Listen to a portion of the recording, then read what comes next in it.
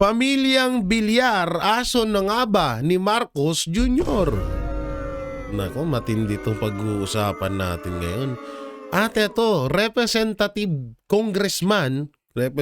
na congressman pa, Benny Abante, inatake. Nako, ano na naman kayang klaseng atake to? Kasi nung nakaraan, inatake din si Benny Abante ng mga basher. Pero ngayon, hindi po natin alam kung anong klaseng atake ang ginawa sa kanya ngayon. O baka, wag naman sana ha, hindi naman natin pinapanalangin na hindi kaya si Benny Abante ang susunod na kay Akop. Wag naman sana ha, oo, hindi natin pinapanalangin yan ha, wala hong ganun ha. Ang inaano ko lang 'di ba, inatake kasi. So ano ba to? Ito ba ay na-hospital? Kasi may mga video ho ngayon na napapanood tayo na nag-walk out nga itong si Benny Abante. Eto nga, may panibagong balita na inatake na. Aba.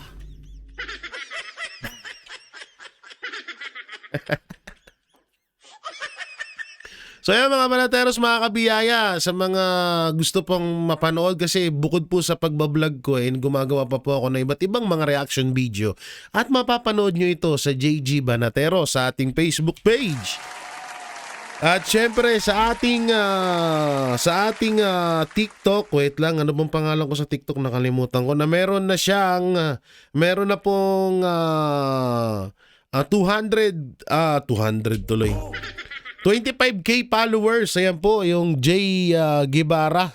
Oo, yan, pakipollow tayo sa Facebook at marami din ho kayong mapapanood yan. Hindi, ano po, iba-iba po ha, kasi pag nandito ako sa Facebook, tayo ay gumagawa ng short video at komentaryo sa mga mapatungkol sa politics world, syempre. At ganun din sa TikTok.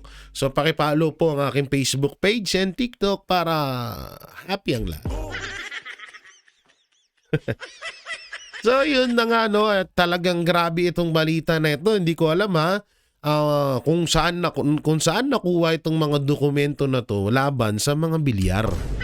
Oo, alam naman natin po na inendorso ni Vice President Sara Duterte etong si Camille Villar, kaya talagang nakatulong din na manalo ito bilang ating senador, at senador na ho siya ngayon. At si Mark Villar naman ho ay dating senador din na itinilaga ni Pangulong Duterte bilang secretary ng DPWH. So sa madaling salita, etong mga Villar ay malapit din sa mga Duterte.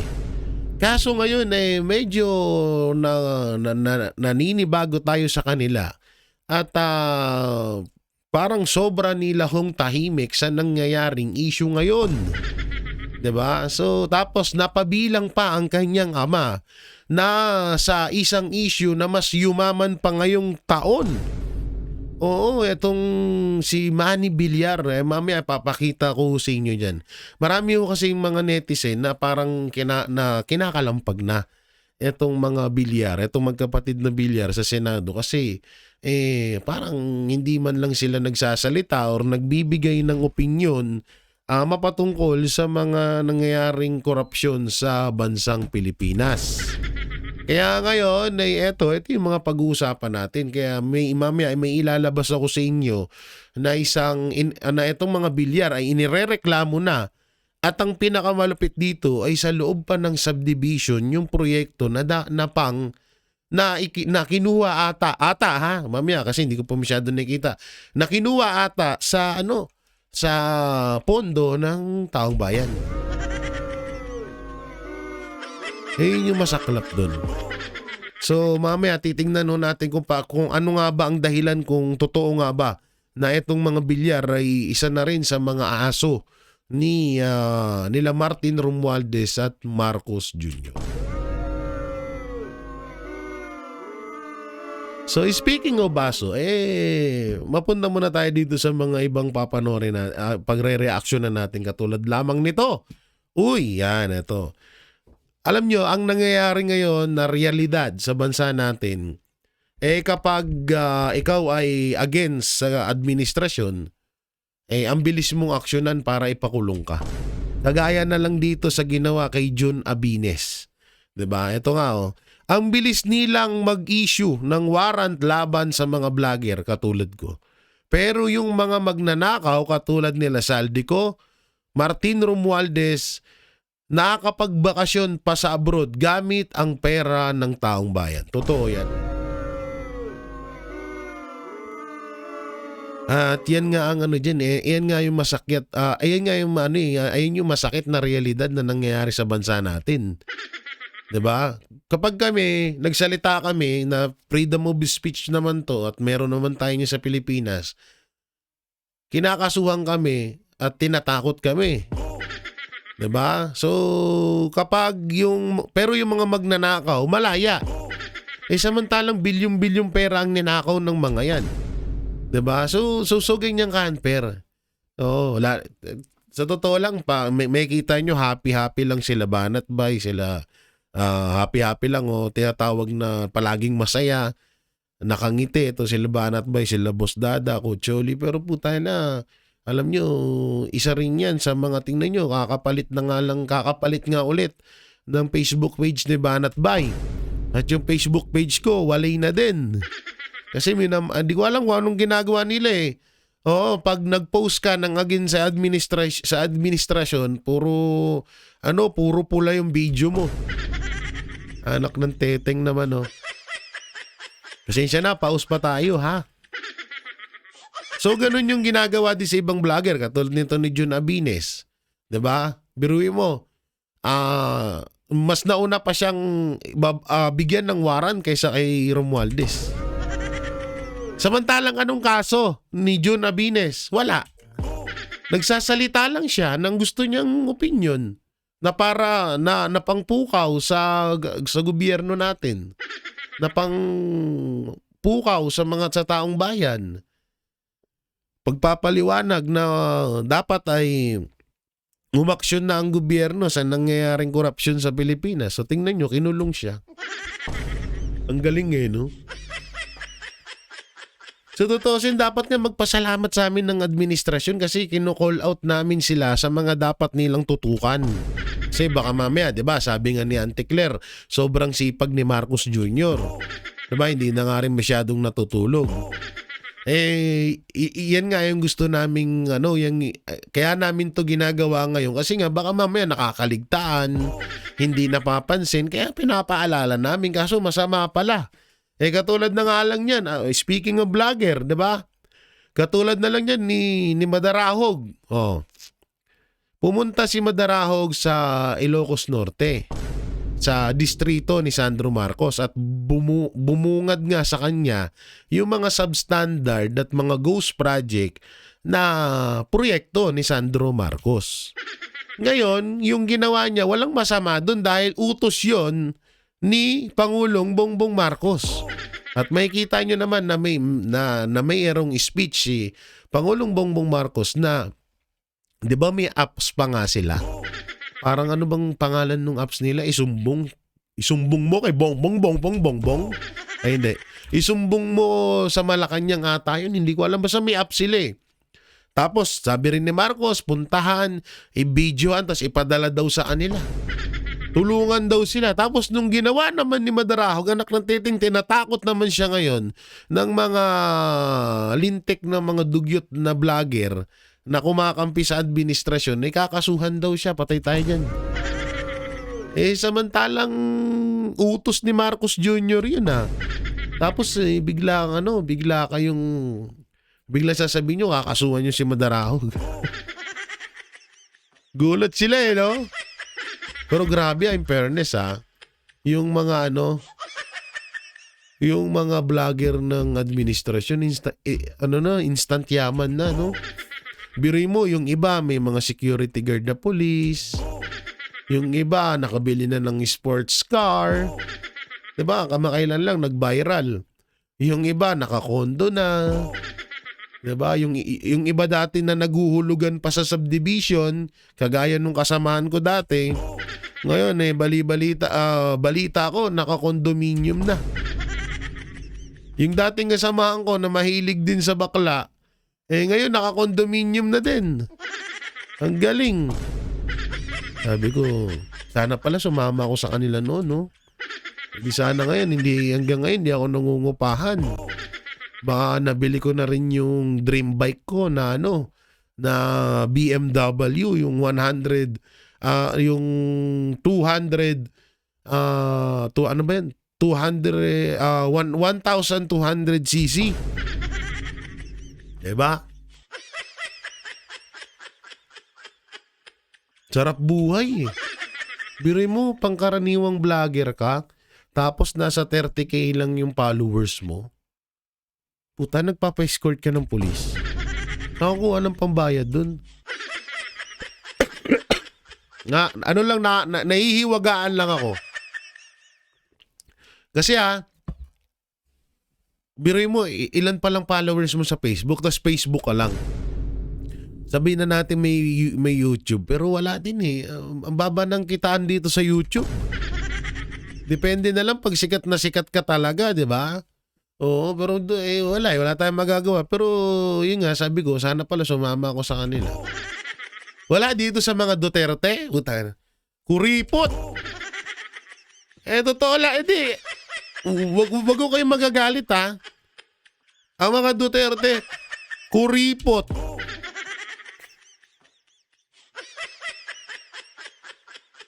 Kasi kung katulad ng administrasyon ng mga Duterte na bigay ng bigay sa mga vlogger, siguro may mga sports car na rin kami ngayon. Kaso wala eh. Wala kang aasahan na pera dito sa Duterte community, sa Duterte dito sa amin. Wala kang aasahan pera dito. Nga ka dito. Pag nakasuhan ka, sarili mo 'yun.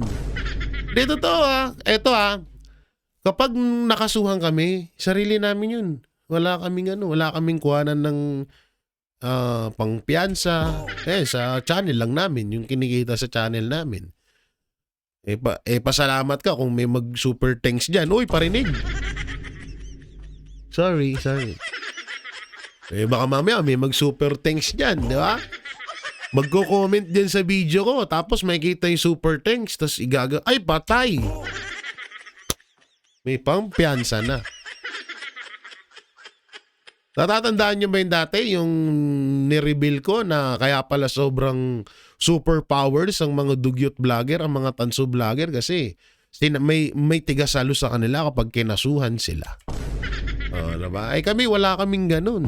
So tingnan mo, bakit pa ulit-ulit na inaaresto si John Nabines kung meron kaming ganun? Yun yung patunay na wala kaming mga backer dito. Talagang sa puso namin galing, talagang gusto namin ipagtanggol ang mga Duterte dahil sa kanilang hadikain para sa bansang Pilipinas. Kusang loob. Kusang loob namin yun. Walang pumilit, walang nag-uutos. Ang sarap kayo ng ganun. Walang nag-uutos, walang nagmamandu sa'yo na kung ano yung gawin mo. Tingnan nyo. Yung ginagawa sa kabila, mga tanso, pero wag na kayo manood. Yung mga tanso vlogger, tingnan nyo, lahat sila iisa lang ng content. Ngayon, dinudurog nila, pinagtutulong-tulungan nila si Madarahog, di ba? Tapos yung ibang content nila, pinagtutulong-tulungan nila si Marcoleta. Kasi nga, tawag dito, masakit yung sampal masakit yung sampal ni Marcoleta, sobrang galing kasi. Diba? So, pinagtutulong-tulungan nila. Ganon. Kami dito, iba-iba kaming content. Wala kaming Sabanateros, wala rin kaming pakialamanan. Kung ano yung content ng isa, iba-iba kami. Kung ano yung opinion ng isa, wala kaming pakialamanan. Basta wag lang ang pinakamalaga sa amin, wag kaming magbalita ng ka-fake newsan at yung gawa-gawang kwento lang. So, yun ang iniiwasan namin. At yun naman din ang bilin sa amin ng mga boss, ng mga leader namin, katulad ni Banat Bay, at nila Boss Dada at Coach Choli. Alam nyo, yan ang mga leader namin. Sa amin lahat, yan ang mga nagtatag ng Banateros. At syempre, unang-unang Banateros talaga ay si Mang Mocha Uson.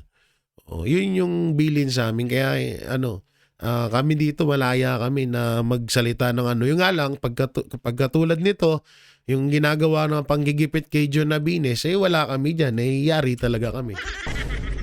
Okay lang, yan na. Oo, at least, di ba? Para naman sa bayan to dito naman tayo. Eto pa, isa. Speaking of, walang pampiyansa.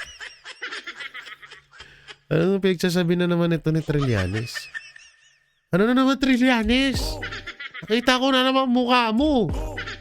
Sabi niya, mga justice ng Korte Suprema, maaaring ma-impeach kung hindi babaliktad sa desisyon sa impeachment ni Vice President Sara Duterte ayon kay Trillanes.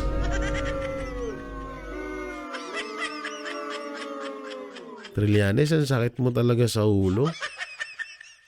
I-impeach porket hindi sinangayunan yung impeachment. Porket hindi pinaburan, impeach agad.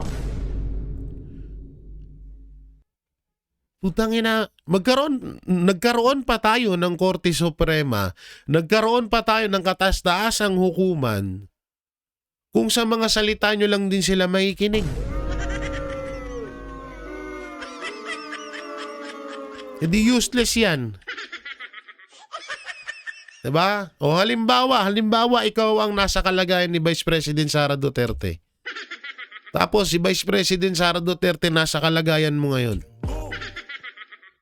Tapos ganyan ang gawin sa'yo, anong sasabihin mo? Ha? Gago talaga no? Di ka nag-iisip?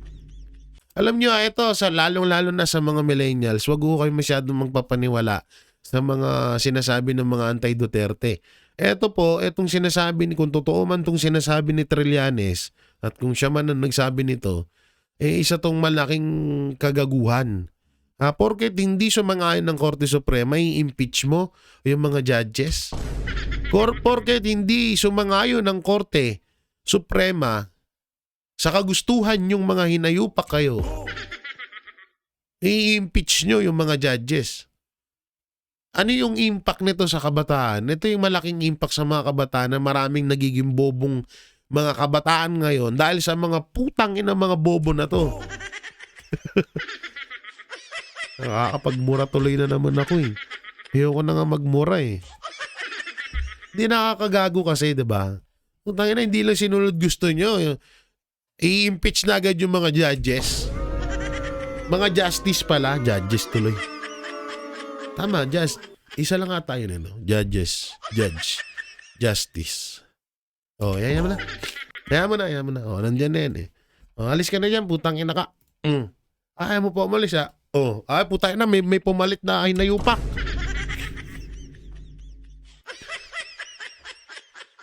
Ang nagsasabi na naman ni Barbers. Ano naman to, Barbers? Nagpagupit ka na ba? Sabi niya,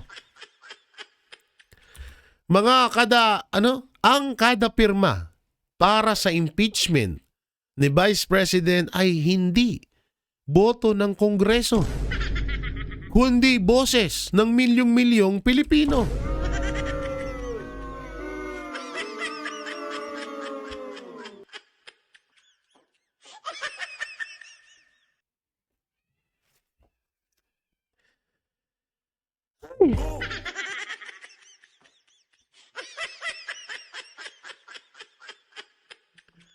Paano magiging boses ng milyong-pilyong Pilipino yang pagpirma sa impeachment ni BP Sara, pagpirma nyo ng mga kongres, mga mambabatas? Paano magiging boses ng milyong-milyong Pilipino? Yan kagustuhan nyo yung mga putang ina nyo. Bakit? Putay, wag nyo nga kami dami sa kagaguhan nyo. Kapag may kagaguhan kayo sinasabi, laging kagustuhan nito ng sambayan ng Pilipino. Kagusto nito ng mga milyong-milyong Pilipino. Mga milyon pa. Tanginan to mga hype na to. Kasi ito, isipin nyo na lang. ilan ang congressman? Asa 300 plus congressman. Sama na natin yung party list. Pare-pares lang naman yan eh. Mga buhaya rin naman, no? So, ilan yung mga boto nyo sa kada distrito nyo? Tapos ilan yung boto ni BP Sara?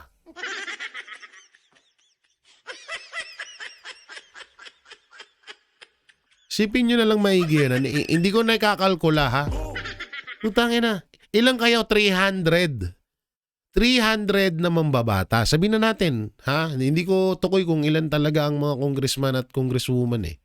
Kung ilan yung mga mambabatas dyan sa House of Representatives. Tapos kami, halos nasa 30 million mahigit na bumoto. Million. 30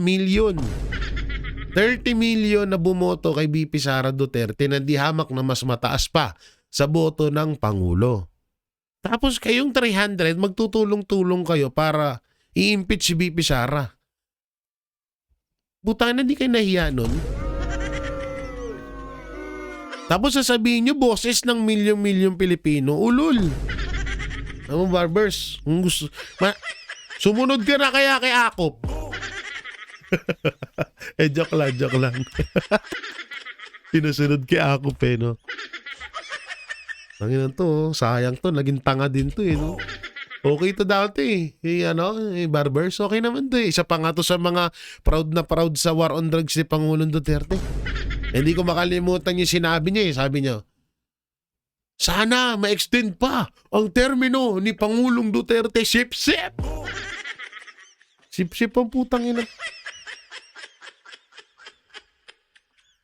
Sip-sip eh, no? Putang ina ngayon, biglang cambio siya. Dapat i-impeach si Sara. Dapat yung AJK na. Putang ina, daming mga plastics, ang daming mga plastics. Akala ko nasa basurahan lang yung mga plastic, puta na. Andun din yung iba sa mga plastic sa sa kongreso eh. Tanginang tong mga to. Sobrang plastic nyo yun. Iniwan na kayo ni Ako. Ito na. Oh. Ano to? January 31 pa pala to.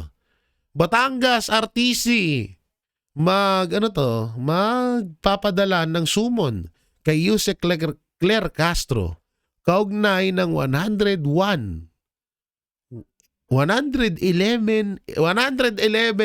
million damage suit ni Leviste. Ang tanong dito, saan kukuha si Auntie Claire ng 111 million? Magkano lang naman ang sweldo ng isang Yusek? Nasa 200k lang.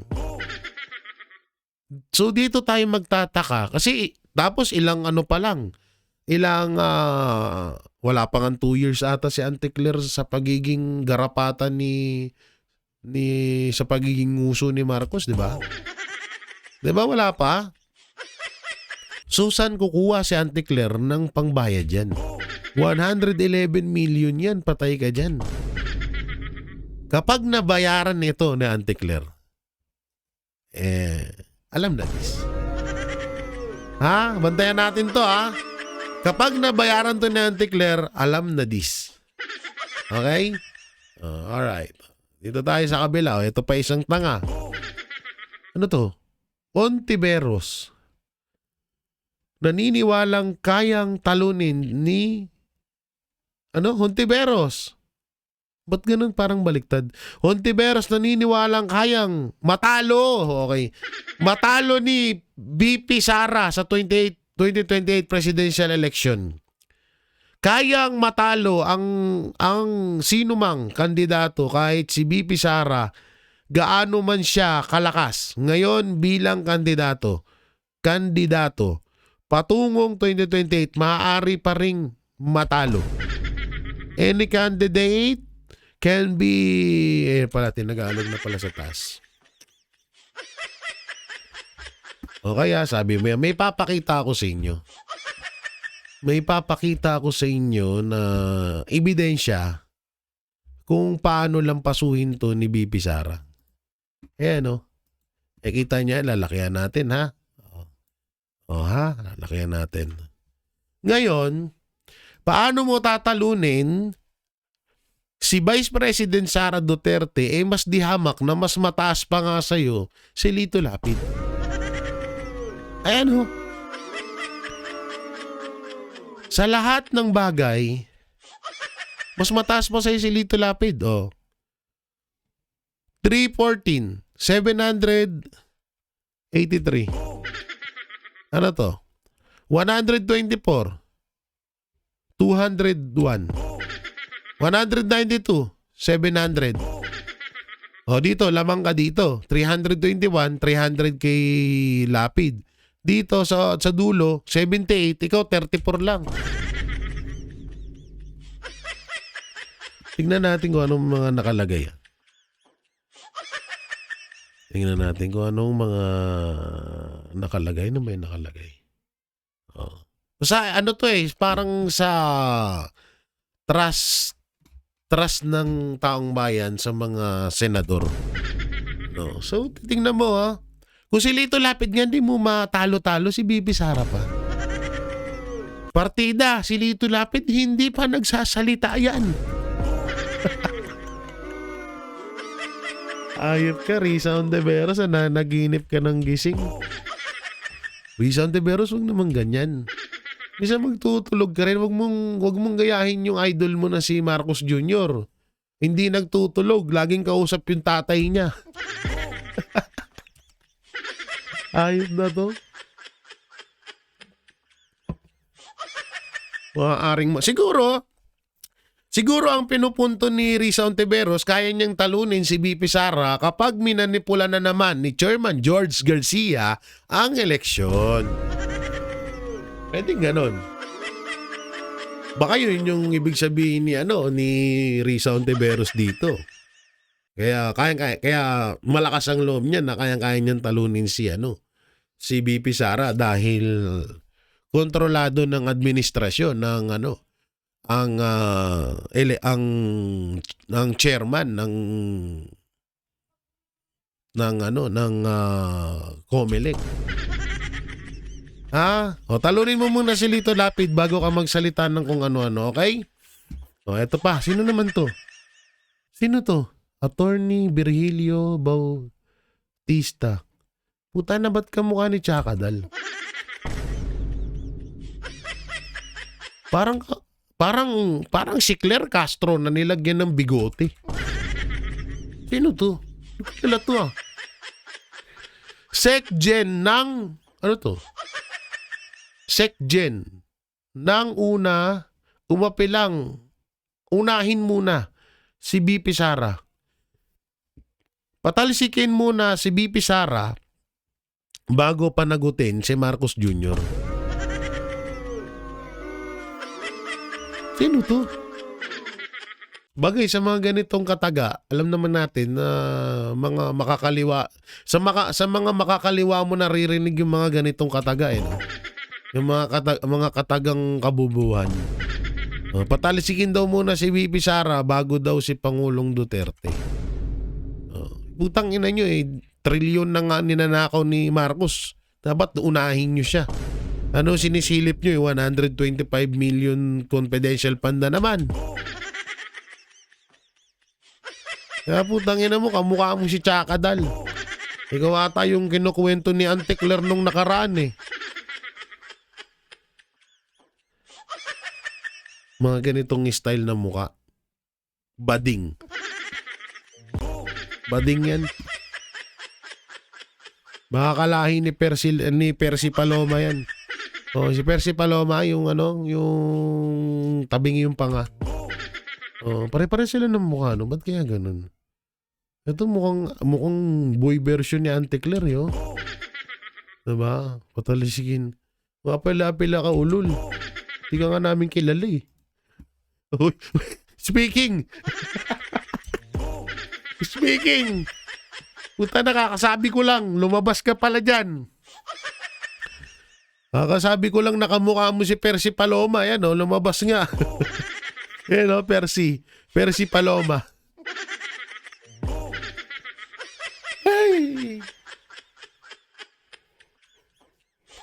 Ang sarap niyong pagtripan, mga hayop kayo.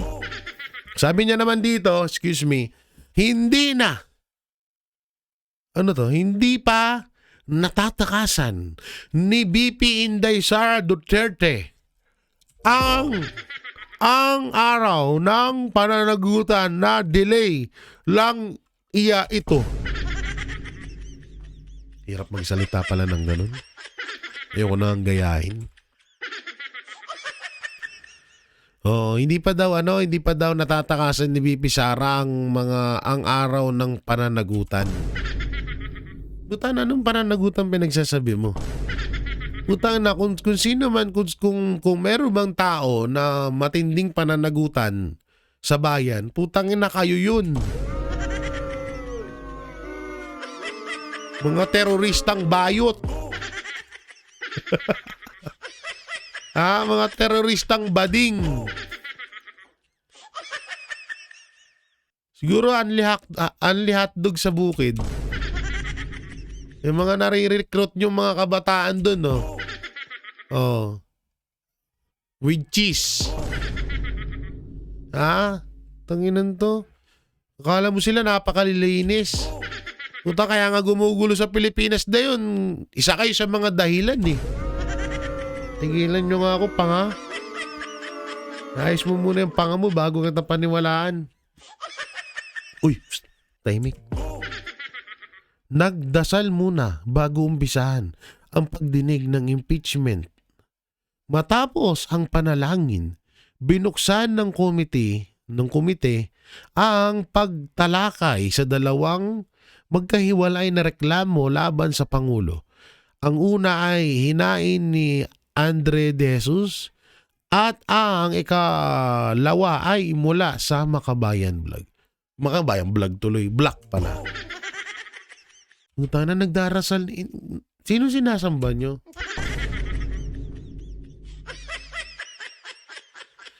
Ano pinagdarasal nyo? Na sana Satanas mas dumami pa yung perang manakaw namin? Hindi. Baka ganito, mga banateros. Ganito siguro. Baka tawag dito, baka nagdarasal sila na sana itong pagtatanggol namin kay BBM, increasean niya yung binibigay sa amin. Tangina, no, nakakagago no? Di nakakagago yung mga, alam mong mga kurap, yung mga gago-gago sa gobyerno. Tapos pag makikita mo magdasal, imbis na matuwa ka dahil hindi nila nakakalimutan ng Ama, matatawa ka dahil alam naman natin na hindi bagay sa kanila. Dahil kung sino man sa buong Pilipinas o sa buong mundo, sabi na natin sa Pilipinas na lang. Kung sino man sa Pilipinas ang mga makakasalanang tao dito, number 1 na yung nandyan sa kamera. Nandyan yung sila. Yung mga congressman, congresswoman na yan. Ikaw naman kasi Marcos Jr., baka wala ka pang pa Christmas bonus. Kulang daw yung Christmas bonus, million lang. Di ba, may nababalitaan tayo dati na kada hearing sa House of Representatives, billion ang kada isa sa mga congressman. Hindi ko alam kung totoo yun, ha? Sige na, magdasal na kayo dyan. Nakapula pa si Luis Trutong nakapula. Puta, akala mo paputok eh. Akala mo gasol eh, no? Akala mo yung gasol, yung tangke. Akala mo tangke, nakapula pa oh. Putang inang yun. Pang presidente. Diba, kaya yan ata ang rule dyan sa House of Representatives, no? Kailangan yung mga, bakit ito? Okay naman yung damit. Yun, no? Yung nasa tabi niya. Ba't ito parang tweeties, eh? Parang whistle bomb, eh, no? Sige na. Hindi na namin ay, putang ina, ito na naman. Ba't ito yung mga lumalabas dito? Ano to? Franz Castro. Nanguna sa panawagang patalsikin si BP Sara. Patalsikin si BP Sara ng isang convicted child abuser.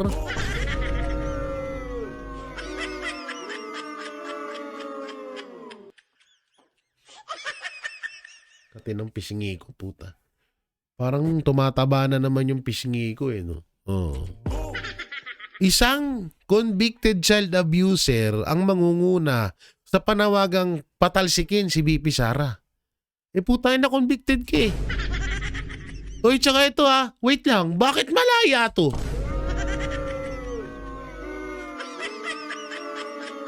Bakit nasa laya ang hinayupak na ito? Di ba dapat nakakulong to? Di ba? Di ba dapat nakakulong tong gagang to?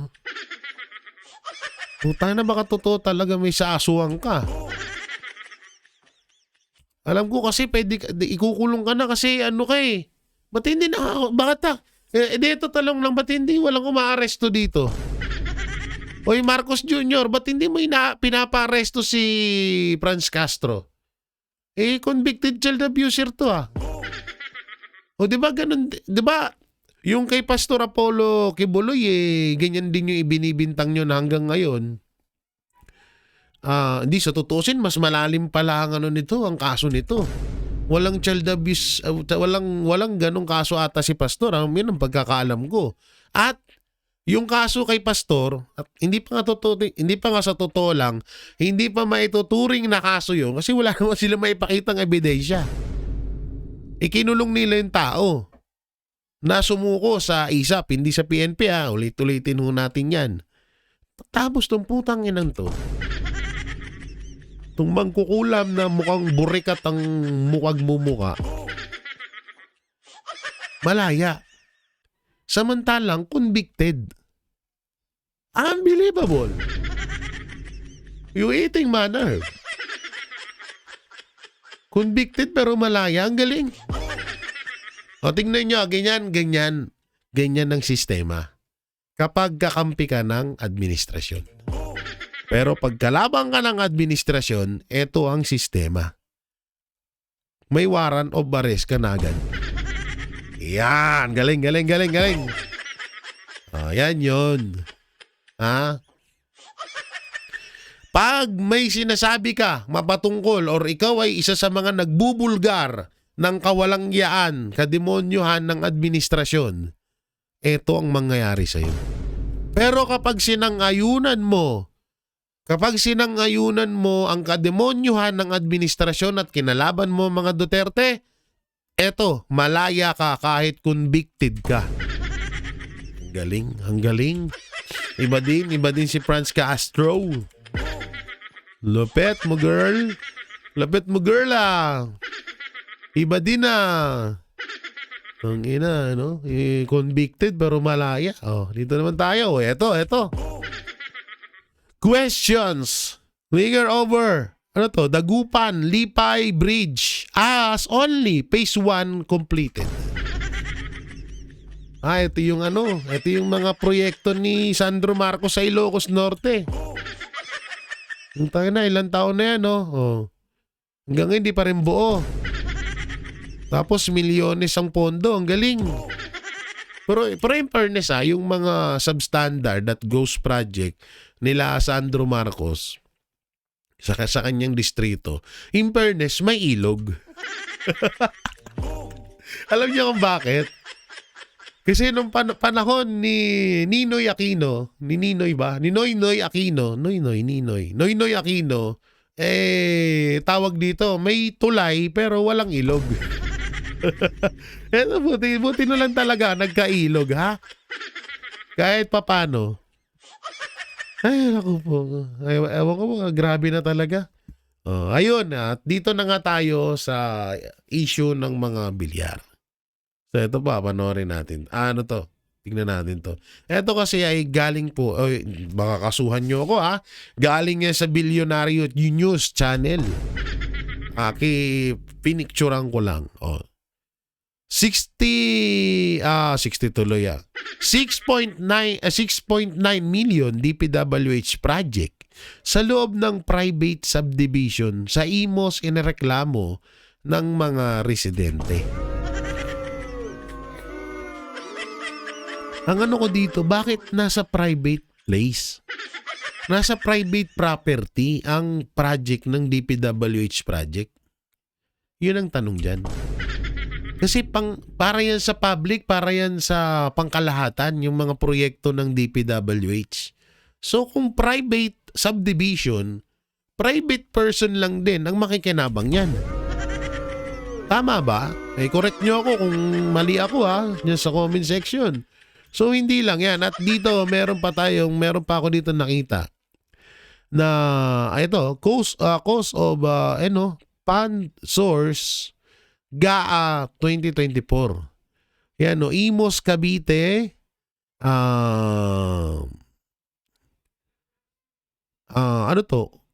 Omnicon Builders. So kung isi-search po natin ng Omnicon Builders, search natin Omni pala. Omnicon Builders ay kanino ba to? Kanino ba tong Onkimon Builders? Ha? Tangina na, hindi ayaw na ipakita. Bakit ganun? Hindi na mapindot to. Naku, sarado na.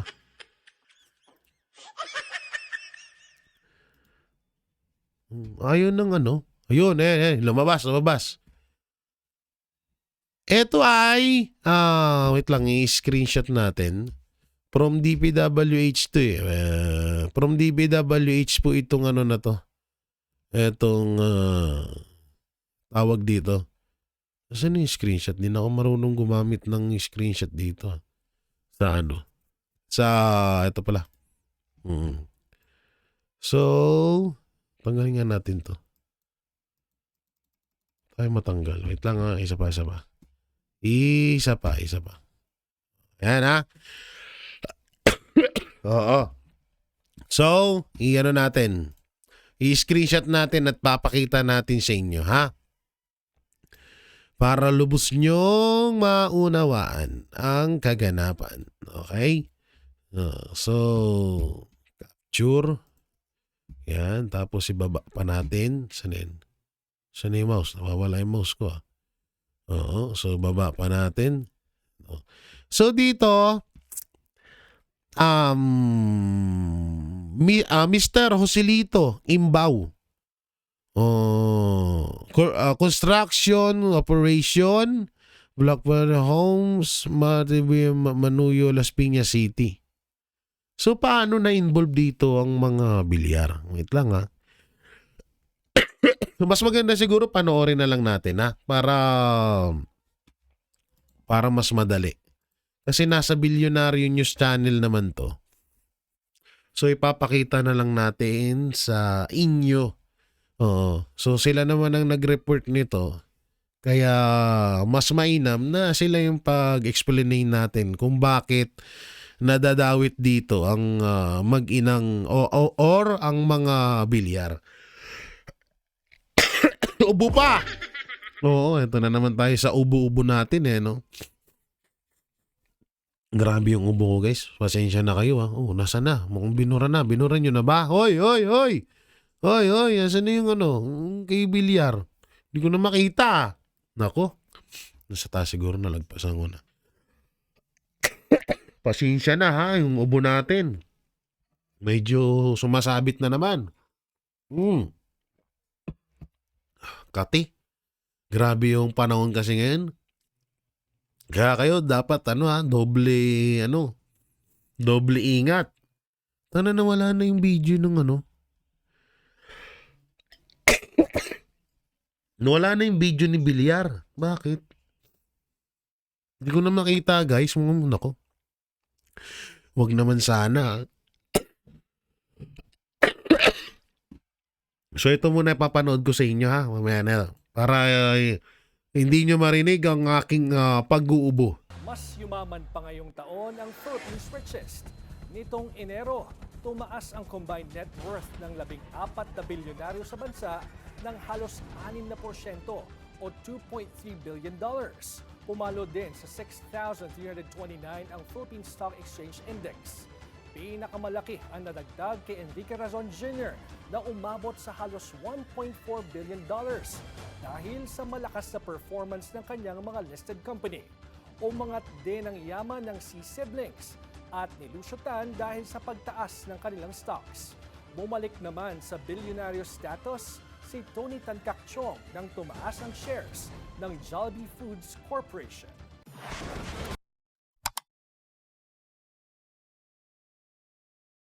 Ay, tapos na pala. Tapos na. Sige. Projects in the Bicol region. Bicol region. Overpass was supposed to serve as an alternative exit route Nahanap ko from the pa yung Bicol video International Panoorin Airport niyo muna to yan. help ease traffic along the Maharlika Highway.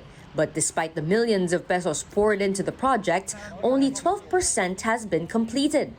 Maiksi lang. 700 meters lang ito, wala pa isang kilometro. Inabando na. Behind the project are contractors Hightone Construction, founded by the brother of former Ako Bicol Party List Representative Zal Bico, and Alpha and Omega, owned by the Discaya family, who have also been implicated in alleged anomalies in flood control projects. Dizon has ordered the accelerated termination of these contracts, along with thousands of other projects in Bicol awarded to companies linked to the Co family, so they can be rebid to more capable contractors. Alam naman natin, hindi na pwedeng mangontrata yung Sunwest sa Hightone ngayon kasi may mga kaso na, frozen na lahat ng accounts niyan. Hindi kailangan yan lahat i-terminate na. Lahat naman yan may kaakibat na accountability, no? Lahat Ito na, nakita ko na. may kasong kasama yan. Ito na, nakita ko na, Pero at the ha? same time, kailangan hindi tayo mawala sa focus na kailangan. Yan. Nahaharap sa criminal complaint ng Villar Land Holdings Corporation dahil sa mga alegasyon ng market manipulation. Ba't tayo lumaki, ha? Yun, okay. Nahaharap sa criminal complaint Yan. ng Villar Land Holdings Corporation Okay. dahil sa mga alegasyon ng market manipulation, Bakit? insider trading at misleading disclosures. Ay, naku po. Sa reklamo ng Securities Naku. and Exchange Commission, Patay. kabilang sa respondent sina ultra-bilyonaryo at Villar Land Chairperson Naku. Manny Villar, asawang si dating Senator Cynthia Villar, Nako! at mga anak na sina Senators Camille at Mark Villar. At mga anak daw. Manny Villar, Oo. asawang si dating Senator Pati mga Cynthia anak Villar, kasama. at mga anak na sina Senators Camille at Mark Villar. Okay, Ayon sa okay. SEC, Ah. nag-ugat ito sa publicly disclosed 2024 financial statements ng kumpanya na 2024, ha? Okay? 2024. nagtulat ng 1.33 trillion pesos at Ano? 1.3 trillion pesos? Tama, may narinig ko, 1.3 trillion pesos. at Mark Villar. Ayon sa SEC, nag-ugat ito sa publicly disclosed 2024 financial statements ng kumpanya na Ano ako? nag-ulat ng 1.33 trillion pesos at 1.33. net income na aabot sa halos 1 trillion pesos. Naku. Isang malaking paglobo mula sa 1.46 billion pesos Naku. noong nakaraang taon. Naku. Ayon sa kumpanya, attributed ang increase sa umano'y revaluation ng real estate holdings nito. Nako! Nang magsumite muli ang kumpanya ng anilay full audited financial statements, nag-ulat ito ng 35.7 billion pesos worth of total assets Grabe, lang. no? Malayo sa trillion peso figures na una nilang isinapubliko. Nako. Dagdag ng SEC, Ah. may ilan umanong trading transactions ang kumpanya na maaaring insiders lang ang nakinabang. Okay. Nanindigan ng komisyon na patuloy nitong babantayan ng umano'y fraudulent at manipulative acts na maaaring O, eto pa isa, ha? Eto pa isa, o. Ayan, ha? O, panoorin nyo. Inireklamo ngayon ang construction ng isang multipurpose building sa loob ng isang exclusive subdivision sa Ito na yung pinapakita ko sa inyo kanina. Ito yung, yan, yung mga ito na yun, ha? O, yan na yun. Ito na, nakita na natin. Mali rin pala yung na-play ko kanina, hype na yun. Tumatanda na ata ako, kaya hindi ko na nakakalimutan ko na yung mga dapat kong ilagay, eh. Sorry ha, pasensya na. Oh. Cavite. Tanong ng Pasok. complainant, Bakit may DPWH project sa loob Ayan ng na. isang private village? O bakit nga ba? Bakit nga ba may DPWH project sa loob ng village? Ang detalye sa exclusive Agenda Weekend Report Ipasok mo. ni Ian Maghanot. Oo, sige, pasok mo na. Okay. 2010 nang magsimulang manirahan si Zaldi. Hindi niya Okay. tunay na pangalan. Ako, Saldi rin, putang ina. Ito na pala, lumabas na si Saldi. Lumabas na si Saldi. Hanap tayo ng hanap kay Saldi. Ito pala, tinuturo si si Bilyar. Tangin ng Saldi to. Sa isang exclusive subdivision sa barangay Bukandala 4, Imus, Cavite. Kasi Camellia Home. So ang Camellia Home, alam naman natin na sa mga bilyar yan. Kaya pala. Kaya pala nadadawit sila dito. Kwento ni Zaldi sa Bilyonaryo Oh, News sabi ni Channel, Zaldi. pinili ng kanyang pamilya ang manirahan dito para sa kanilang seguridad at peace of mind. Sa tagal ng kanyang paninirahan dito, tila ipinagtataka raw niya ang biglang pagsulpot ng itinatayong multi-purpose building malapit Nako. sa kanilang bahay. Nako. Ang construction nito ay patuloy na isinasagawa sa ilalim ng inisyatiba ng Nako. Department of Public Works and Highways sa ilalim ng kontratistang Omnicom Oo nga, no? Public Works and Highway. Builders. May budget itong nagkakahalaga ng 6.9 million pesos Nako. na siyang sinimulang Ito itayo yung pinapakita ko sa inyo kanina. 2024. Okay. Bagay na formal na idinulog ni Zaldi sa LGU para sa karampatang aksyon. Oh, Ang tanong ng tapos? complainant, paanong nangyaring may construction ng public works project sa loob Tama ng isang naman. private village? Tama naman. Nagtataka lang din po ako kung bakit meron isang national project sa loob ng isang pribado pang subdivision na hindi pa na-turn over sa LGU at hindi pa rin nadodonate itong lugar ng subdivision na ito. Kontrolado po pa ito ng developer. So using a public fund, medyo napaisip ako na itanong at i-complain bakit ginagamit ang public fund Tama. sa isang pribadong subdivision. Tama. Pero imbis na maresolba ang problema, ilagpaan niya ang lokal na pamahalaan sa issue. Alinsunod sa Local Government Code, kailangan daw kasi ng koordinasyon ng LGU sa anumang national projects na ipatutupad sa loob ng nasasakupan ng lokal na pamahalaan. Paano ho kami niyan? Kaya sabi ho sa amin ng legal head, no, si Attorney si Hugo, na escalate na lang na ho namin kung sa DSUD, no, Department of Human Settlement and then sa kung saan man, DPWH. Pero sila po, wala daw sila magagawa kasi national project daw po ito. So yun ang sagot sa amin. Kumonsulta rin ang Bilyonaryo News Channel sa ilang legal experts kaugnay sa issue. Ayon sa isang abogadong aming nilapitan, hindi umano dapat nagpapagawa ng isang proyekto ang DPWH sa loob ng isang private property dahil for public purposes daw ang isang DPWH project. Sinadya ng aming team ang inireklamong construction site. Ayon sa site architect, inisyatiba ni former Senator Cynthia Villar ang proyekto na siyang Nako. miyembro ng pamilya na nagmamay-ari ng nasabing subdivision. Nako. Pero matagal na silang contractor ng bilya. Kay Senator Cynthia.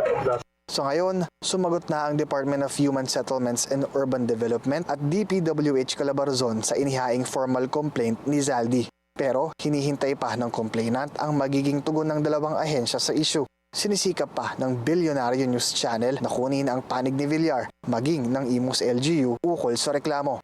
So, dahil nga dito, sa pahayag na to, nagkaroon ng isipin ang mga netizen na kaya pala nananahimik ang mga bilyar. Kasi may mga ganito silang proyekto. So, tayo, hindi naman tayo nawawalan ng pag-asa din na baka magsalita na ang mga bilyar, mapatungkol sa nakawan. Kasi iilan na lang, sa totoo lang, yung kaya naman natin sila pinupukaw na magsalita or labanan nila yung korupsyon. Kasi nga, kaya nga natin sila binoto di ba? Kaya nga natin binoto ang magkapatid na bilyar. Dahil nga para maluklok sila sa Senado at labanan nila yung mga korupsyon. Kaso ngayon, tahimik Mas tahimik pa sila kay Tulfo di ba? So yun yung ano natin, kung sila ba ay tuta or aso na rin ni Marcos Jr. Pero nakakapagtaka yun ha. DPWH project pero nasa private subdivision. Kataka-taka talaga yun. So yun mga banateros, mga kabiyaya, ano pong may kukomento nyo ho dito? Ay nga pala, yung kay Abante, nakalimutan ko. Wait lang, ito. Oo, baka makalimutan ko. Buntik pa kita makalimutan, no? Kaya naman, ano to? Nag-walk out si Abante. Inatake ng kaanuan. Nag-attitude. Yun pala yung sinasabi nilang Yun pala yung sinasabi nilang inatake. O, baka inatake ng high blood tapos nag-walk out. Hindi naman na mahalaga yun si Abante. Yan yun no? Tsaka matandaan na rin. Baka mamaya gabaan tayo dyan. So yun mga banateros, mga kabiyaya, nung may kukomento nyo sa mga napag-usapan natin, lalong-lalo na ho dito sa mapatungkol sa pamilyang Bilyar. Ano po ba ang inyong komento? Ano po ba ang inyong kapa? O ano po ba ang inyong sa kanila? Nakikita. Sila pa ba ay kakampi pa ng sambayan ng Pilipino o kakampi na ng mga magnanakaw? So i-comment nyo lang dyan. Siyempre, don't forget to like, share, comment, and subscribe sa ating YouTube channel. Pindot na lang yung bell button para lagi kayong updated sa ating mga video araw-araw. So maraming salamat. Ingat po kayo palagi. God bless and peace. Ay hindi pala, mamaya na. Yun, please support sa Banateros Brothers, SMNI News. At syempre maraming salamat sa pagsuporta nyo kay Pastor Apollo Kibuloy at sa buong pamilya ng mga Duterte. At mega love shoutout sa lahat ng OFW Hero Abroad, saan man panig kayo ng mundo. Ingat kayo palagi dyan. At sa ating mga mahal na senior citizen na patuloy na sumusuporta sa Banateros Brothers. So thank you. Ingat kayo palagi. God bless and peace. And bye-bye. Yan ang Banateros, walang inuurungan. Pag tama palakpakan, pag mali ay babanatan. Yan ang Banateros, boses ng ordinaryong Pilipino. Banateros